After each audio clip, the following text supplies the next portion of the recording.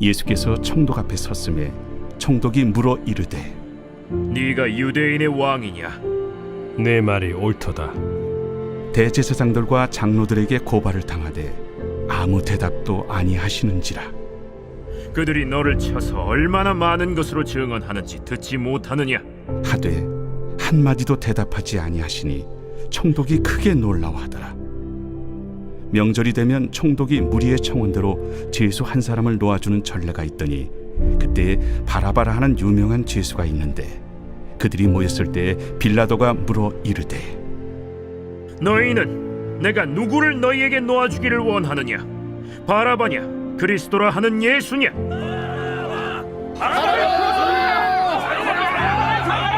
이는 그가 그들의 시기로 예수를 넘겨주는 줄 알미더라. 총독이 재판석에 앉았을 때 그의 아내가 사람을 보내어 저 옳은 사람에게 아무 상관도 하지 마옵소서. 오늘 꿈에 내가 그 사람으로 인하여 애를 많이 태웠나이다. 대제사장들과 장로들이 무리를 권하여 바라바를 달라 하게 하고 예수를 죽이자 하게 하였더니 둘 중에 누구를 너희에게 놓아주기를 원하느냐? 바라바로소이다. 그러면 그리스도라 하는 예수를 내가 어떻게 하랴? 십자가에 못 박혀야 하겠나이다. 어찌미냐? 무슨 악한 일을 하였느냐? 그들이 더욱 소리질러 이르되 그를 십자가에 못 박혀야 하겠나이다. 빌라도가 아무 성과도 없이 도리어 밀란이 나려는 것을 보고 물을 가져다가 무리 앞에서 손을 씻으며 이 사람의 피에 대하여 나는 무죄하니 너희가 당하라. 백성이 다 대답하여 이르되 우리 자손들에게 돌려달라. 그 피를 우리와 우리 자손들에게 돌릴지어다.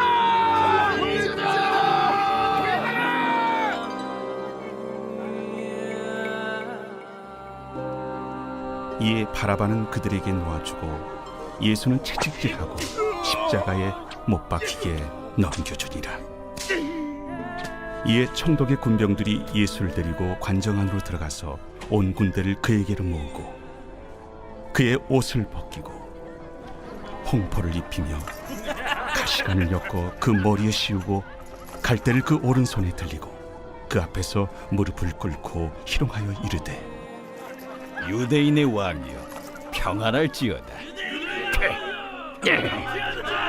그에게 침 뱉고 갈대를 빼앗아 그의 머리를 치더라.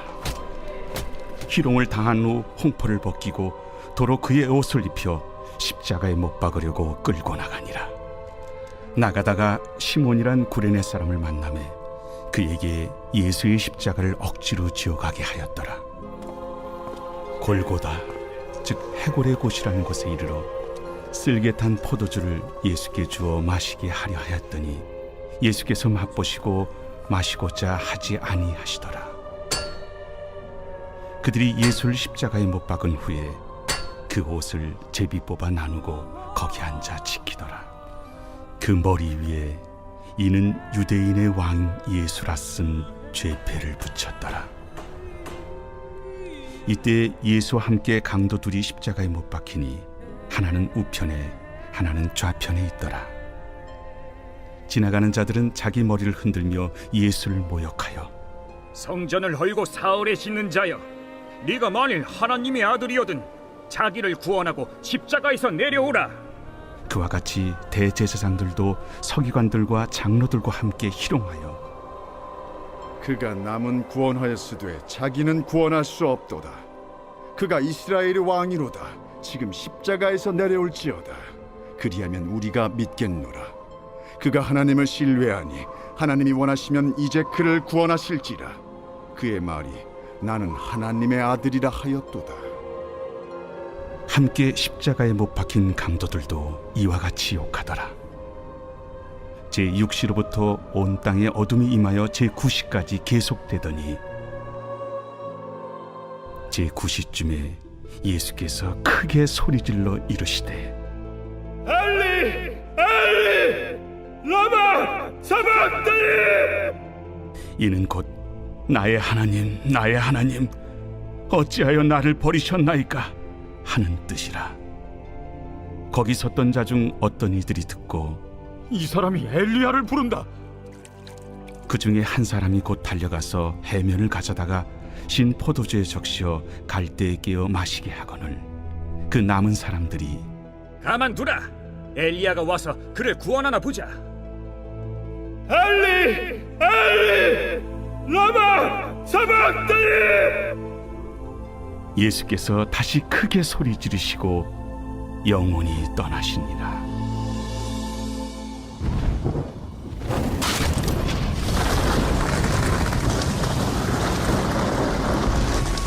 이에 성소 휘장이 위로부터 아래까지 찢어져 둘이 되고 땅이 진동하며 바위가 터지고 무덤들이 열리며 자던 성도의 몸이 많이 일어나되 예수의 부활 후에 그들이 무덤에서 나와서 거룩한 성에 들어가 많은 사람에게 보이니라.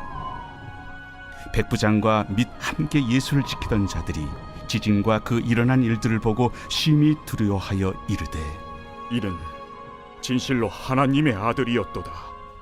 이것은 하나님의 말씀입니다.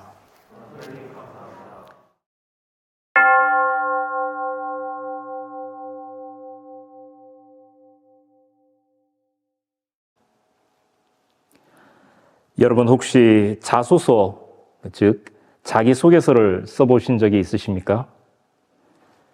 다른 사람에게 자신이 누군지를 설명하기 위해 우리는 필연적으로 구구절절 많은 이야기를 늘어놓습니다.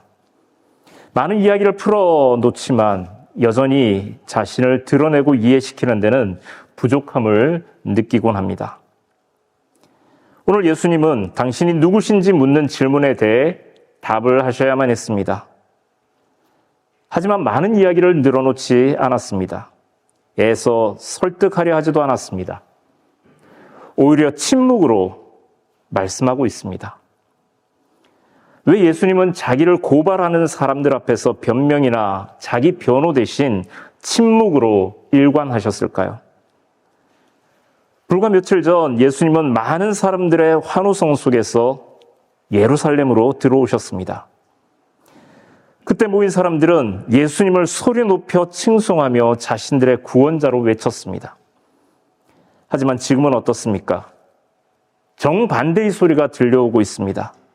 칭송 대신 비난의 소리가, 환호 대신 십자가에 못 박으라는 끔찍한 외침이 들려옵니다.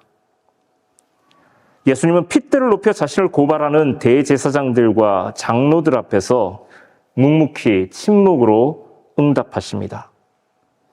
없는 죄를 덮어 씌우며 모함하는 사람들의 거짓말 앞에서 침묵으로 변론하십니다. 그의 대답을 듣기 원했던 빌라도 총독과 그를 고발한 사람들은 아무 말도 들을 수 없었습니다. 그럴 수밖에 없었습니다.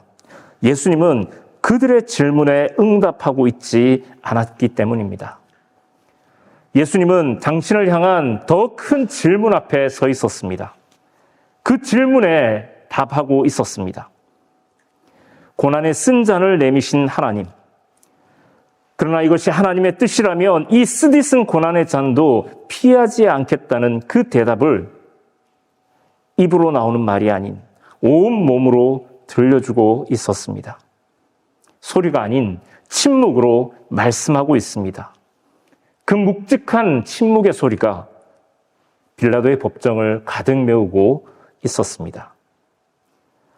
예수님의 변명이나 자기 변호의 말을 듣기 원했던 빌라도는 아무 말 하지 않는 예수님의 침묵을 이상하게 여겼습니다.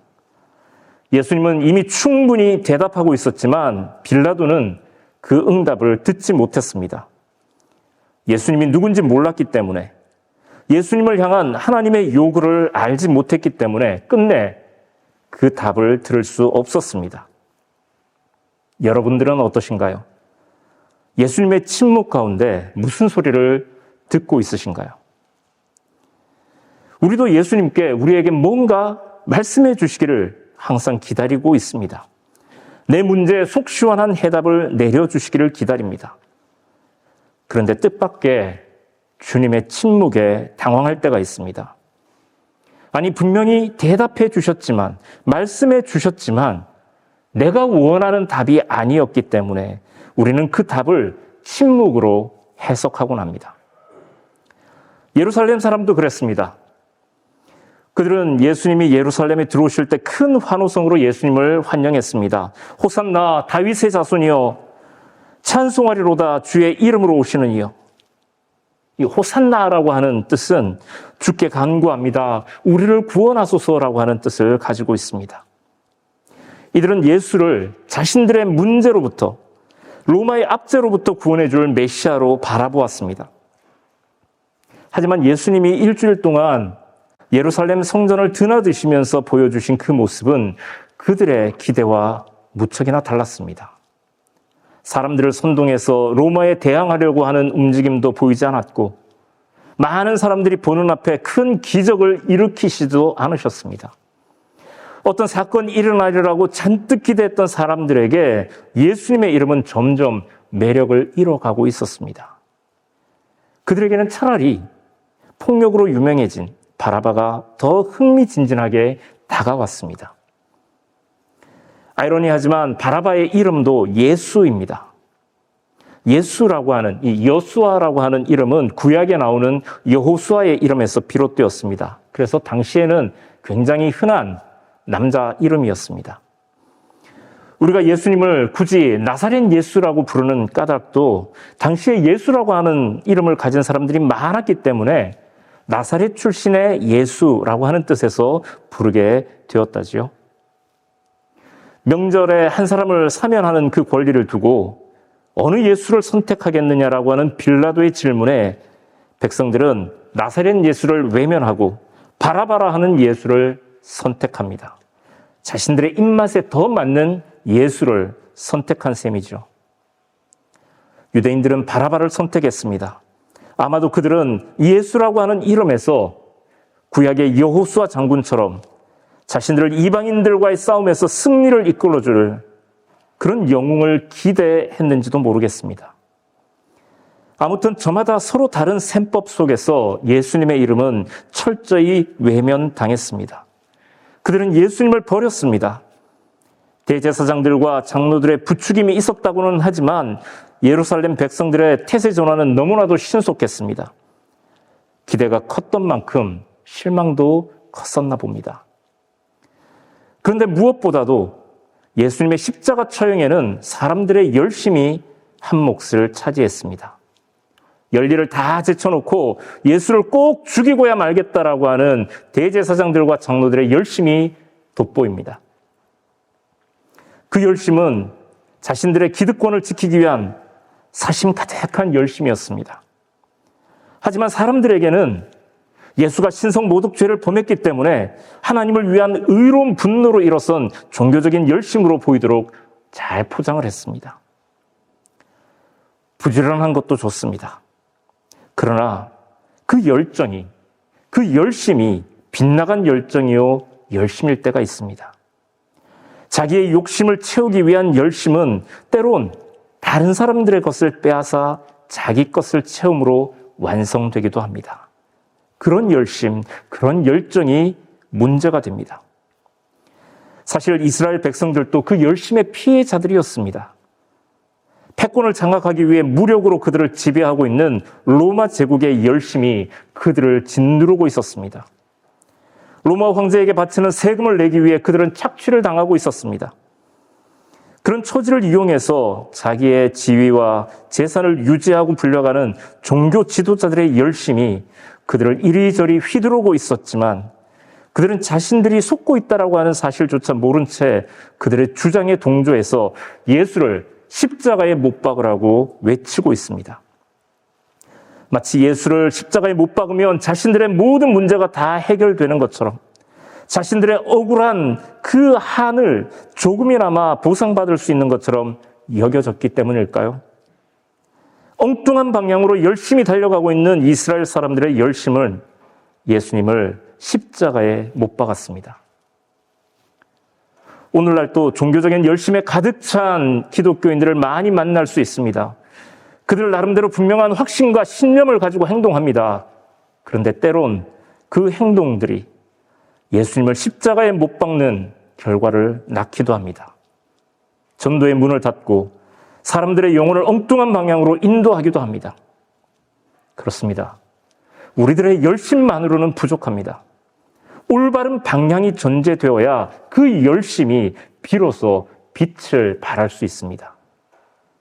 그 올바른 방향은 어디를 향해야 하는 것일까요?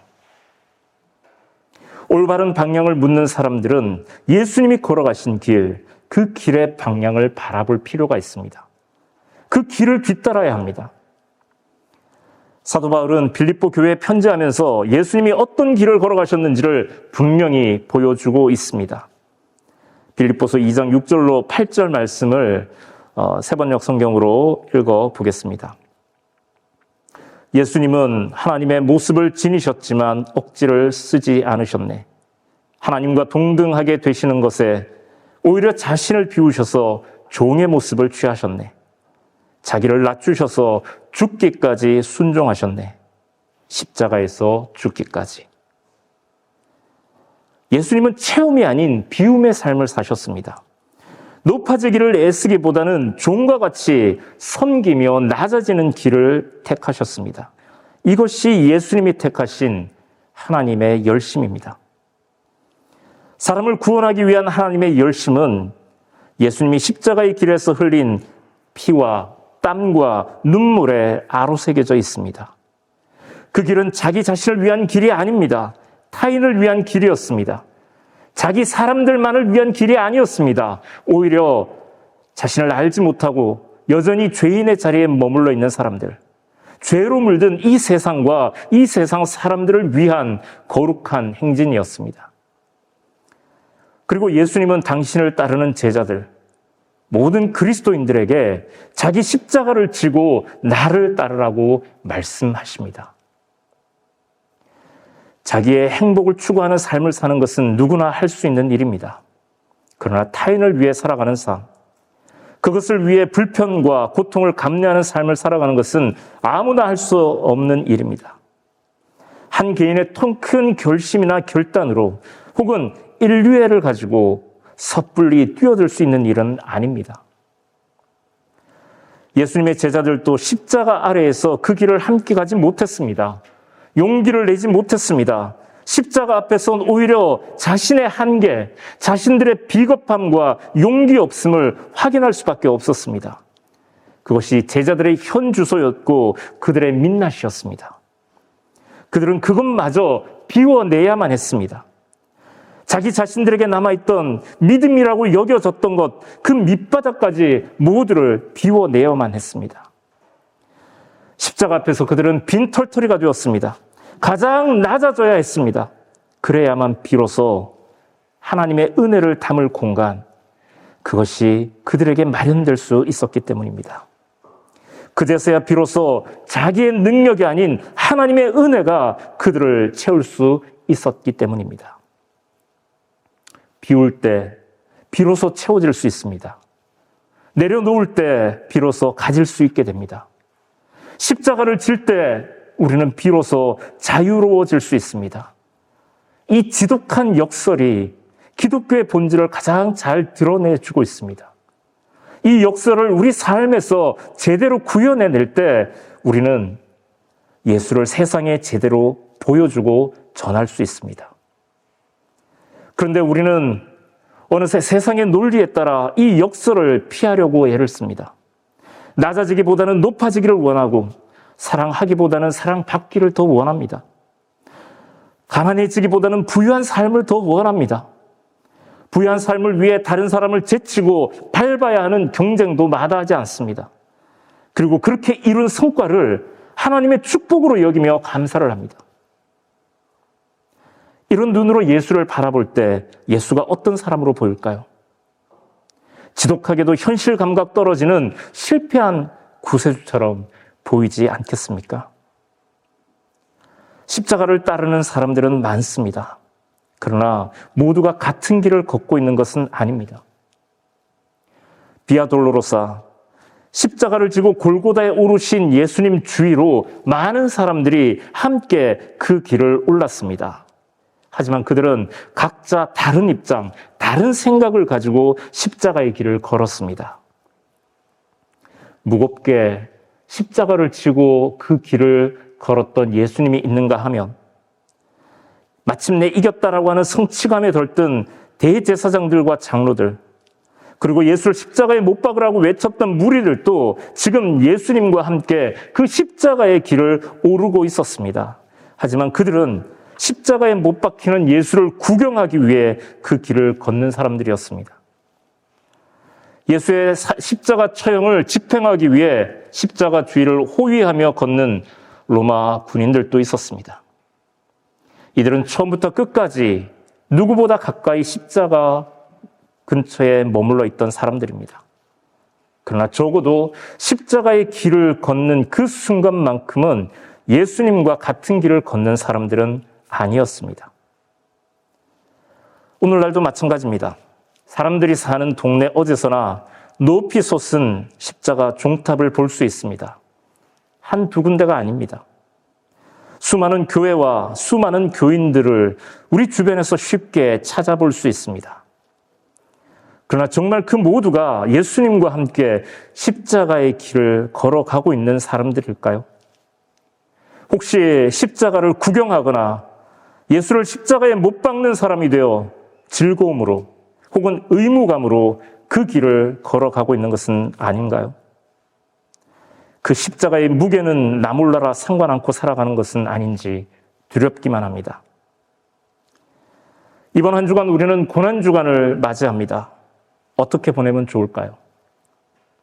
여느 때와 같이 무심히 시간을 흘려보내기보다는 십자가의 길을 홀로 걸어가신 예수님 곁에서 그와 보조를 맞추어 함께 걸어가는 저와 여러분들이 되었으면 좋겠습니다. 많은 사람들이 십자가 주위에 있었지만 가장 놀랍게 변화된 사람은 예수님을 십자가에 못 박고 그 결과를 끝까지 집행하던 로마 군인들이었습니다. 그들은 예수님의 죽음과 함께 일어난 지진과 놀라운 여러 가지 현상을 통해서 예수님이 진실로 하나님의 아들이라고 고백을 합니다. 이들이 이런 고백을 할 수 있었던 이유가 무엇이었을까요? 누구보다 십자가 가까이에 서 있었기 때문이라고 생각해 볼 수 있습니다. 십자가에서 내뱉으시는 예수님의 신음소리를 누구보다 가까이 들었던 군인들은 예수님의 죽음을 통해 예수님을 알게 되었습니다. 그리고 그들은 입을 열어 고백합니다. 이는 진실로 하나님의 아들이었도다. 그런데 십자가 주위에 그들만 있었을까요? 아닙니다. 수많은 이들이 예수님의 죽음을 지켜보고 있었습니다. 하지만 그 수많은 무리들은 왜 이런 고백을 할 수 없었을까요? 예수님의 죽음을 자신들과는 무관한 일로 여겼기 때문입니다. 그렇습니다. 십자가 주위에 가까이 있는 것만으로는 부족합니다. 교회에 열심히 출석하는 것만으로는 부족합니다. 예수님의 죽음이 바로 나로 인한 것임을 분명히 자각하는 그 시간이 필요합니다. 군인들은 비록 명령에 의한 것이었지만 십자가 처형을 집행한 사람들입니다. 자신들의 손에 의해 죽은 예수가 하나님의 아들이었음을 깨달은 후에 그들은 두려움에 떨었습니다. 자신들의 손으로 하나님의 아들을 죽게 했기 때문입니다. 그들의 손에 피가 묻었습니다. 이 사실이 그들을 예수님에 대한 고백으로 이끌었습니다. 예수의 죽음과 그들이 무관하지 않았음을 알았기 때문입니다. 고난주간을 시작하면서 무엇보다 예수님의 고난과 죽음이 바로 나를 위한 것임을 고백할 수 있었으면 좋겠습니다. 사람들은 부활의 영광을 바라고 소망합니다. 하지만 부활이 있기 위해서는 먼저 철저한 단절과 죽음이 그 앞에 있었음을 잊어서는 안 됩니다. 옛 것을 버리고 자기를 부인하는 삶, 자기 십자가를 지고 예수를 따를 때 우리는 비로소 십자가 그 이후를 바라볼 수 있습니다. 복음, 기쁜 소식임에는 틀림이 없습니다. 그러나 마냥 기쁘기만 한 소식은 아닙니다. 우리를 위해 그 값을 치른 예수를 떠올린다면 말입니다. 이제 우리는 그 길을 따라 걸어야 합니다. 다른 누군가의 기쁜 소식이 되어 그들에게 복음의 소식을 전하는 사람이 되어 나아가야 하겠습니다. 이번 한 주간 우리 함께 담담히 그 길을 걸어가기를 원합니다. 나를 위해 오셨고 나로 인해 죽으신 예수님을 꼭 끌어안고 이번 한 주간 십자가 앞에서 살아가는 우리 모두가 되시길 소망합니다. 기도합니다. 나의 죄를 지시고 십자가의 길을 홀로 걸어가신 주님, 이제 저희도 주님 가신 그 십자가의 길을 걸어가게 하옵소서. 다른 어느 곳도 아닌 주님 곁에 서기를 원합니다. 몸과 방향만 같은 곳을 향하는 것이 아니라 주님의 시선과 그 마음을 가지고 함께 하나님의 뜻을 향해 나아가는 진정한 동행자가 되게 하여 주옵소서. 저희를 비롯한 많은 사람들이 주님을 둘러싸고 있지만 여전히 주님 홀로 십자가를 지도록 내버려 두고 있지는 않은지요. 이제 우리도 주와 함께 걸어가게 하옵소서. 더욱 주님과 가까워지게 하여 주옵소서. 삶으로 십자가를 외치는 저희가 되게 하여 주옵소서. 모든 고난 가운데 주와 함께 동행하게 하여 주옵소서. 예수님의 이름으로 기도드립니다. 아멘.